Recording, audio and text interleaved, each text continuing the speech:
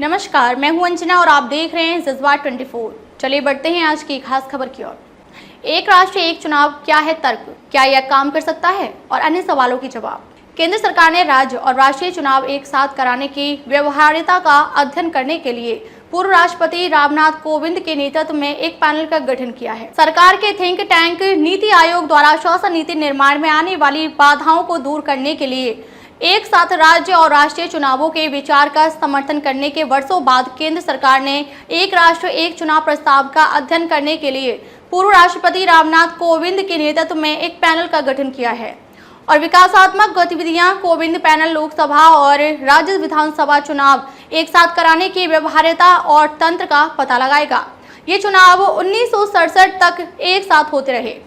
तर्क क्या है? प्रधानमंत्री के आर्थिक सलाहकार परिषद के अध्यक्ष और 2015 से 2019 तक नीति आयोग के सदस्य विवेक देबरॉय द्वारा सह लिखित एक चर्चा पत्र में कहा गया है कि एक भी वर्ष ऐसा नहीं गया है जब किसी राज्य विधानसभा या लोकसभा के लिए चुनाव ना हुआ हो, दोनों 30 से अधिक वर्षों में। इसमें कहा गया है कि यही स्थिति बनी रहने की भी संभावना है।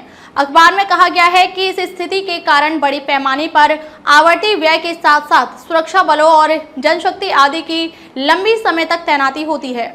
इसमें कहा गया है कि शासन के बड़े क्षेत्र में प्रतिकूल प्रभाव मूर्त और अमूर्त दोनों हैं। देबरॉय ने कहा, स्पष्ट रूप से बार आदर्श आचार संहिता यानी एमसीसी लगाए जाने से विकासात्मक परियोजनाएं और अन्य सरकारी गतिविधियां निलंबित हो जाती हैं।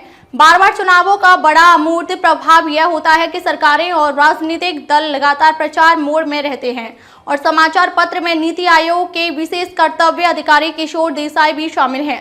अखबार में कहा गया है कि चुनावी मजबूरियां नीति निर्धारण के फोकस को बदल देती हैं और अदूरदर्शी लोक लुभावन और राजनीतिक रूप से सुरक्षित उपायों को कठिन संरचनात्मक सुधारों पर उच्च प्राथमिकता दी जाती है, जो दीर्घकालिक परिप्रेक्ष्य से अधिक फायदेमंद हो सकता है। इससे इष्टतम प्रशासन नहीं मिलता है और सार्वजनिक नीतियों और विकासात्मक उपायों के डिजाइन और वितरण पर प्रतिकूल प्रभाव पड़ता है।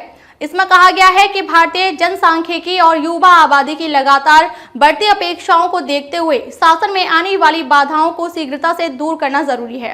अखबार ने प्रधानमंत्री नरेंद्र मोदी की टिप्पणियों का हवाला दिया कि यदि भारत को परिवर्तन की चुनौती का सामना करना है तो केवल वृद्धिशील प्रगति प्राप्त नहीं है।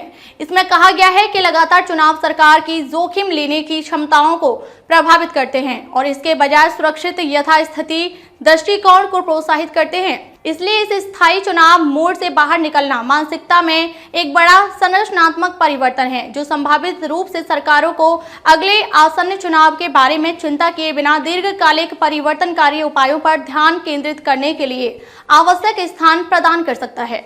मोदी ने बार चुनाव चक्र को समाप्त करने का आह्वान किया है। भारत के विधि आयोग ने चुनावी कानूनों में सुधार पर अपनी 170वीं रिपोर्ट में इस विचार का समर्थन किया।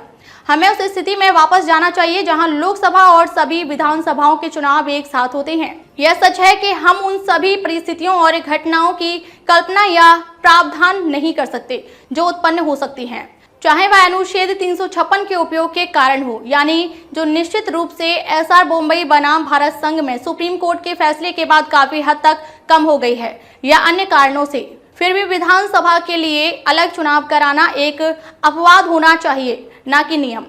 मार्च 1994 में एसआर बॉम्बई मामले में अपने फैसले में सुप्रीम कोर्ट ने संविधान के अनुच्छेद 356 की रूपरेखा को परिभाषित किया, जो राष्ट्रपति शासन की अनुमति देता है। न्यायालय ने अनुच्छेद 356 के तहत शक्ति के वैध और वैध प्रयोग के लिए कानूनी सिद्धांत निर्धारित किए। तंत्र क्या हो सकता है? विधि आयोग ने सुझाव दिया कि जिन विधानसभाओं का कार्यकाल लोकसभा चुनाव के 6 महीने बाद समाप्त हो रहा है, उनके चुनाव एक साथ कराए जा सकते हैं। ऐसे चुनावों के नतीजे विधानसभा कार्यकाल के अंत में घोषित किए जा सकते हैं। लोकसभा सचिवालय ने लोकसभा और राज्य विधानसभाओं के लिए एक साथ चुनाव शीर्षक वाले एक संदर्भ नोट में कहा कि भारत के चुनाव आयोग यानी ईसीआई ने परिस्थितियों को ध्यान में रखते हुए एक साथ चुनाव कराने के लिए उपाय सुझाए हैं, जिनमें अन्य बातों के साथ साथ शामिल हैं। लोकसभा का कार्यकाल आमतौर पर एक विशेष तारीख को शुरू और समाप्त होता है, न कि उस तारीख को जब वह अपनी पहली बैठक की तारीख से 5 साल पूरे करती है। सभी राज्य विधानसभाओं का भी कार्यकाल आमतौर पर उसी तारीख को समाप्त होना चाहिए जिस दिन लोकसभा का कार्यकाल समाप्त हो रहा है। शुरुआत में इसका मतलब यह भी हो सकता है कि एक बार के उपाय के रूप में मौजूदा विधानसभाओं का कार्यकाल या तो 5 साल से अधिक बढ़ाना होगा या कम करना होगा, ताकि लोकसभा चुनाव के साथ साथ नए चुनाव भी कराए जा सकें। खबरों में अब तक ले बस इतना ही। फिर होगी आपसे मुलाकात एक ऐसी ही खास खबर के साथ।